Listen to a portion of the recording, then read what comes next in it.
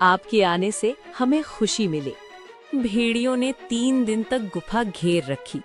हम शेर हैं, कायर नहीं। त्याग का रिश्ता तुम्हें समझ नहीं। गरुड़ ने भेड़ियों को अंधा कर दिया। वे जान बचाकर भाग गए। सूर्यवन के जंगल में उस दिन अजीब सन्नाटा था। जंगल की एक सुनसान जगह पर मालती बकरी अपने पति वीरू की निर्जीव देह के सामने बैठी फूट फूट कर रो रही थी। मालती, तुम मुझे छोड़कर क्यों चले गए?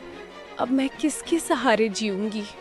मालती के आंसू देखकर जंगल के जानवरों के दिल नहीं पसीजे, बल्कि उनकी आंखों में नफरत थी। मैंने पहले ही कहा था ये बकरी अशुभ है। जिससे भी ये शादी करती है उसकी मौत तय है। इसे मेरे हवाले कर दो, हड्डियां चबा जाऊंगा।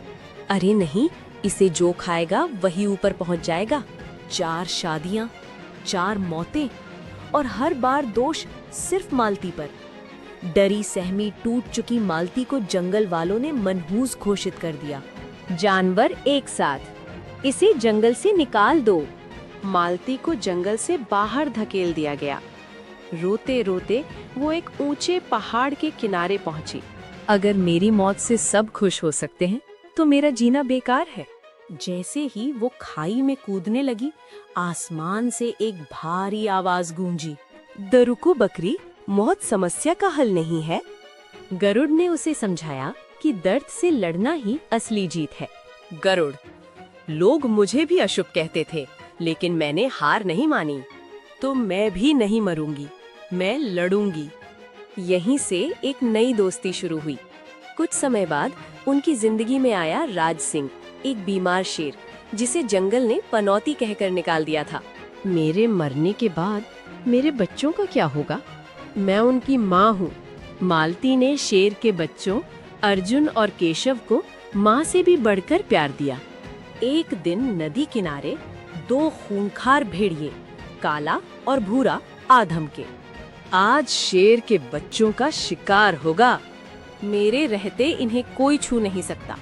राज सिंह ने बच्चों को बचाया, लेकिन बीमारी और चोट के कारण वीर गति को प्राप्त हुआ। माँ, आप मनहूस नहीं हो। आपके आने से हमें खुशी मिले। भेड़ियों ने 3 दिन तक गुफा घेर रखी। भूख से बच्चे कमजोर पड़ने लगे। मुझे खा लो, पर मेरे बच्चों को छोड़ दो। माँ के त्याग को देखकर शेर के बच्चे वापस लौट आए। हम शेर हैं, कायर नहीं। त्याग का रिश्ता तुम्हें समझ नहीं आएगा। गरुड़ ने भेड़ियों को अंधा कर दिया। वे जान बचाकर भाग गए।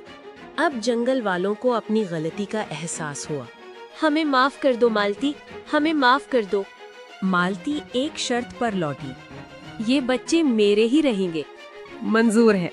और इस तरह जिसे मनहूस कहा गया वही जंगल की माँ बन गई।